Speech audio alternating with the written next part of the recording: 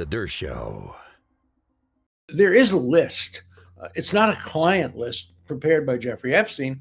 It's a list of women who've made accusations against prominent people, like Jacques Cousteau's granddaughter, or the former majority leader of the Senate, the former ambassador to the UN.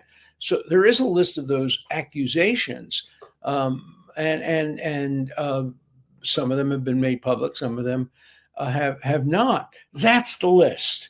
So it's confusing because no, there is no client list, but yes, there is a list. And so what was said, yeah, there's a list, but the list wasn't produced, is not false. There is a list. It's been sealed, but there is no client list. So that's clear.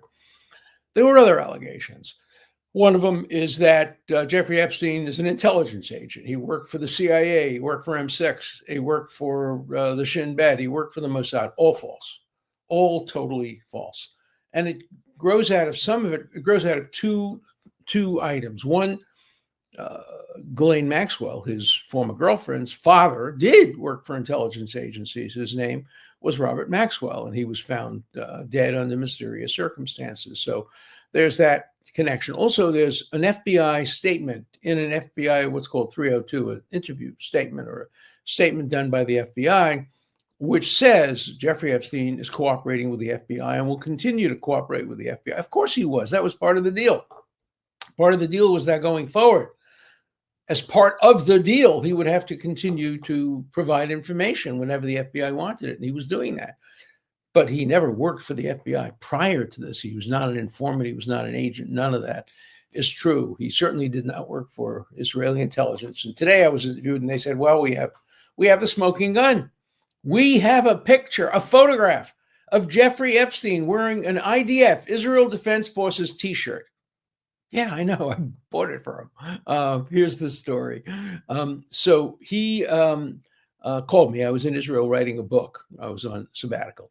And he said, I've never been to Israel. I'd love to come meet some interesting people. Would you set up a lunch? I set up a lunch with Justice of the Supreme Court, some professors. And after the lunch at the Citadel Hotel in Jerusalem, he said, I'd love to take a walk through the shuk, the market. And so I took him to the shuk, and there was a stand that was selling IDF shirts, $7. And to have him remember his visit to Israel, I bought him that $7 shirt, and he put it on. He was photographed wearing it, and he enjoyed it. That's his connection to Israel and the IDF. A T-shirt for $7 bought in the shuk in Jerusalem. But of such non-events are conspiracy theories woven. So let's be very absolutely categorically clear. Jeffrey Epstein never worked for any intelligence agency, never worked for the CIA, never worked for M6, never worked for Israeli intelligence. I know because I was his lawyer making the deal. I pressed him over and over again. If you've worked for any government, if you've done anything for the government, if you can give the government anything, we'll help, we'll get a better deal. He couldn't do it. And so he did not work for intelligence. So, there's a new thing came out today in the Telegraph. His butler, who I didn't know was the butler that came on after my role in the case was over, his butler said that Donald Trump offered Jeffrey Epstein a job in his second administration, or maybe it was the first, I'm not sure, one of the administrations, but it would be, I think, the second. But in any event, that Donald Trump offered Jeffrey a job and Epstein declined it. Now, could anything be further from this? Can you imagine a confirmation hearing? Well, we now present Jeffrey Epstein for confirmation. He was pleaded guilty to having sex with a minor and serve prison time.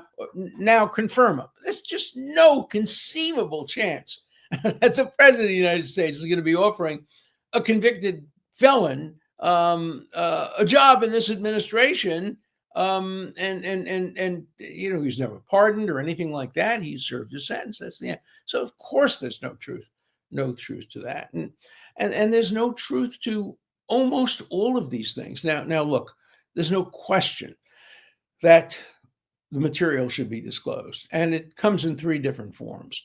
there's material that's been sealed by the judges. Go in front of the judges. Not only the administration, but the media should go in front of the judges. There are 3 federal judges in New York, and they have the power to unseal.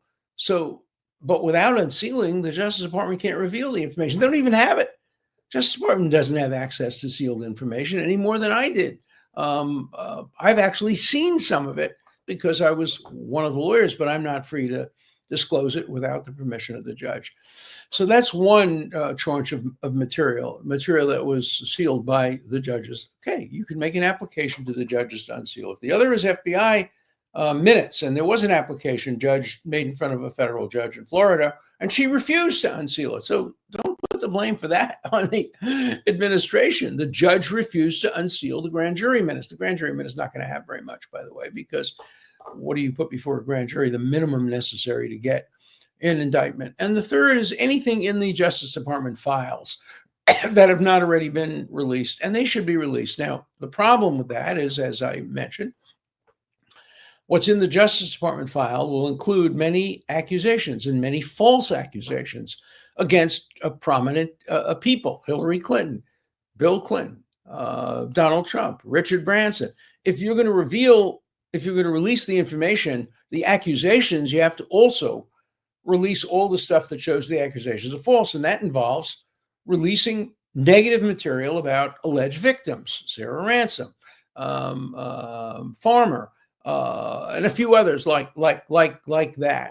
And officials don't want to release information about alleged victims. And remember too that the allegations involving trafficking, they only come from a very small number of people, some of whose credibility have been very, very seriously diminished. So the case for Epstein being a trafficker or a pedophile is extraordinarily weak. A pedophile is somebody who has sexual interests in somebody pre-puberty. There was no allegation even that Epstein was a pedophile. Epstein's interests were in, mostly, according to the evidence, 17, 18, 19-year-olds. Maybe there was a one or two slightly younger ones, but there were no indications of prepubescent men or women, girls or boys. So there's a lot of speculation about that turns out not to be the case. So the answer is to release everything in the Justice Department files. Maybe you redact a name here and there, but release everything. Let it all come out. Sunlight is the best disinfectant, and you're not going to end this thing unless you're as open about this as I have been from day one. From day one, I have said everything should come out. I hope there are videotapes of everything that went on in every one of Jeffrey Epstein's bedrooms. I hereby waive every right of privacy to anything. I hope there's a client list. If I'm on it, fine, release it. I'm not on it, of course, because I wasn't his client. But I want everything out, and anybody who's innocent should want everything out. So I'm hoping that everything will come out. And there'll be some accusations, but there'll be false accusations, some of them. And once all the evidence comes out, you'll be able to sort out the true from the false accusations. That's the essence of our justice system, distinguishing true accusations from false accusations.